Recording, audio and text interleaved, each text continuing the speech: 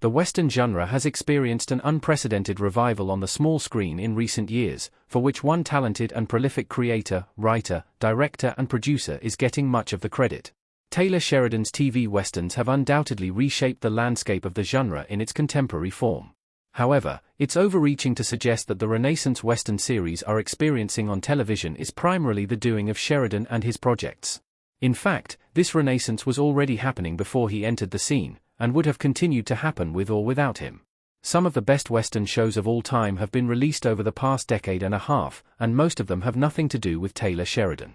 Instead, Sheridan has skillfully tapped into the zeitgeist when it comes to the Western genre, perfecting the neo-Western tropes of the 21st century in ways that have mass appeal. There's much to be debated about whether the Yellowstone creators' projects are in the best interests of the genre overall. Nevertheless, that Taylor Sheridan's Western shows have attracted audience numbers other TV Westerns could only dream of is impossible to argue with. Still, the revival of the genre itself on the small screen isn't down to Sheridan. The Western genre's TV revival long predates Yellowstone. Most aficionados of the genre would agree that there are better Western shows out there than Yellowstone, its spin-offs 1883 and 1923, Landman, and Taylor Sheridan's other TV projects. But regardless of the relative merits of his work, there's a consensus among critics and fans alike that Sheridan is the one most responsible for the Western genre's revival. Yet, despite being a widely held view, the idea that Taylor Sheridan revived the TV Western is wholly mistaken.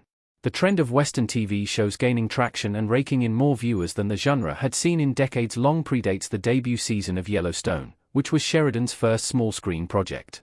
It can actually be traced back to HBO's prestige Western period drama Deadwood, which pulled in 5.8 million viewers when it premiered back in 2004, The Washington Post.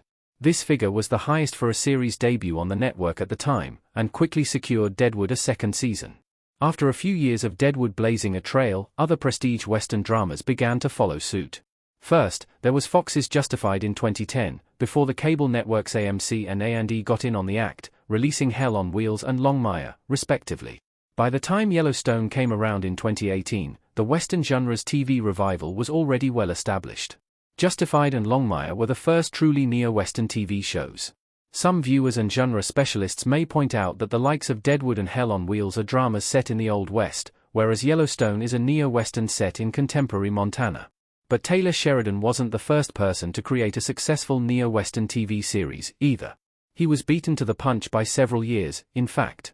Justified and Longmire aren't just the two best Western shows of their generation.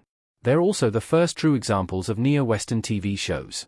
It could even be argued that other small-screen neo-Westerns came along before Justified and Longmire, and there's certainly a degree of truth in this argument.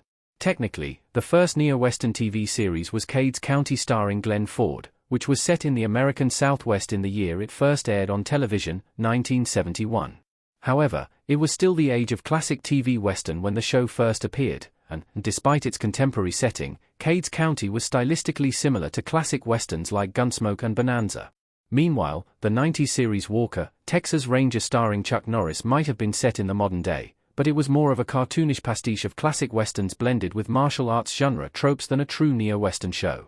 Cade County and Walker, Texas Ranger were certainly progenitors to the TV neo-Western, but they don't really qualify themselves. It took prestige series such as Breaking Bad and Sons of Anarchy to update Western genre tropes comprehensively for modern television, although these shows don't fit primarily into the neo-Western bracket, either. Instead, it was Justified, a show about a maverick sharpshooting U.S. Marshal grounded in an authentic rendering of modern Kentucky, which definitively established the neo-Western on television.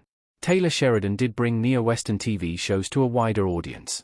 Still, it must be said that Taylor Sheridan has brought contemporary Western shows much larger audiences with Yellowstone and Landman, as well as his other period Western dramas. He might not have originated the genre's revival on the small screen, but he's unquestionably taken viewing figures to the next level.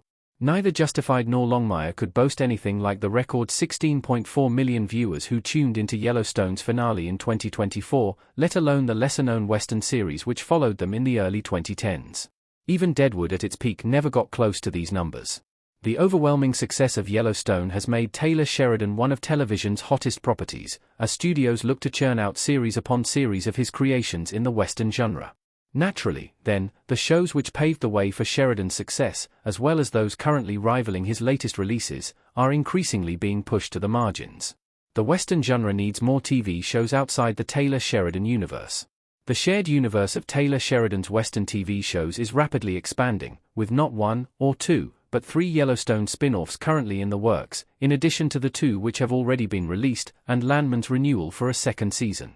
If network and streaming executives aren't careful, Sheridan's work could soon swallow up the entire Western genre. Despite their mass appeal, it's worth noting that Sheridan's Western shows haven't been received positively across the board by fans or critics. For instance, 1883 and 1923 have been criticized for being overly drab and poorly plotted, while many long-standing Western fans see Yellowstone and Landman as more akin to sensationalist costume soap operas than serious additions to the genre. But with just one other Western TV series of note presently continuing its run besides Sheridan's output, AMC's Dark Winds, fans of the genre have very little choice but to watch his shows.